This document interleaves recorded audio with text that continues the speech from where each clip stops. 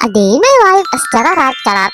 Oh, ano na naman ang pinapakita mo? Tamang make face ka na naman sa camera, parang tanga yarn. Anyways, may pupuntahan nga muna itong babaitang ito kaya naglalagay ng sunscreen. Para kahit pa paano ay protektado ang face sa sikat ng araw. Wag mo nang lagyan yan, hindi na yan magbabago.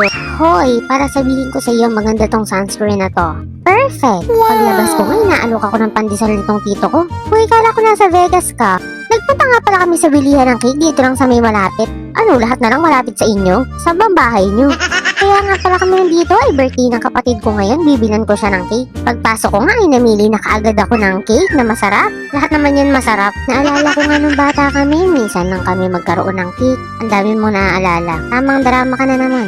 Pero totoo mga chararat, aminin natin, lalo na dun sa mga hindi naman lumaki sa yaman. Kung kailan lang tayo nagkatrabaho, dun lang tayo nakakabili ng cake pag birthday natin. Kung kailan tayo nagkatrabaho, dun lang natin naranasan yung mga first time. Kaya kayo mga kabataan, huwag sumikap kayo. Ang masasabi ko lang, mas masarap gastusin ang perang pinaghirapan. Kung ikaw mismo ang naghirap, yung sariling pagod at pawis mo yung puhunan. Anyways, bumili na nga rin pala ako nito. Sarapan kasi ako sa classic ensaymada ng Goldilocks. At ito na nga pala yung cake na in-order namin para sa kapatid ko. Ang galing ni ate mag-lettering, no?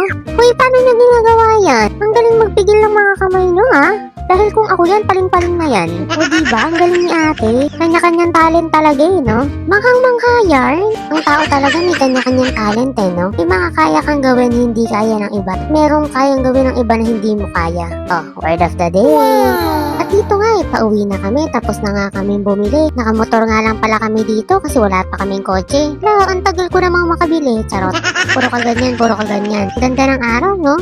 Hapon na nga din pala yan. Pero ganun pa man, eh, tirik na tarik pa rin ang araw. Dito nga lang pala kami sa may kanto bumili malapit sa Lulumboy. Pag uwi nga namin, inabot ko na to sa kapatid ko. Happy birthday kapatid! O, spoiled na spoiled ka sa ate mo. Nakasanayan ko nang regaluhan ng cake yung mga kapatid ko kapag birthday nila. Kahit simpleng bagay lang, eh maiparamdam ko. Isuporta ko sa kanila. Dahil wala namang ibang magtutulungan kundi kami magkakapatid na lang. Lumabas nga muna kami para makapaglaro itong batang maliit na to. Tuwang-tuwa nga yan dun sa aso ng ate ko. Kaya't gustong-gustong nilalapitan. Kaya itong si Ate Dazzle nga ay pinapalaro lang sa kanya kahit na malayo. Baka kasi makalmot. Dito nga lang kami madalas tumambay sa harapan ng bahay namin. Ang ganda kasi ng ambience dito pag hapon. O, tignan nyo naman. Cinematic ang atake. Ito nga si Ate Dazzle, inaasar nga naman itong batang maliit na to. Tuwang-tuwa nga yan siya pag nilalaro niya. Maya-maya nga din dumating na tong ate ko. Pumapasok kasi yan sa trabaho dyan lang sa malapit.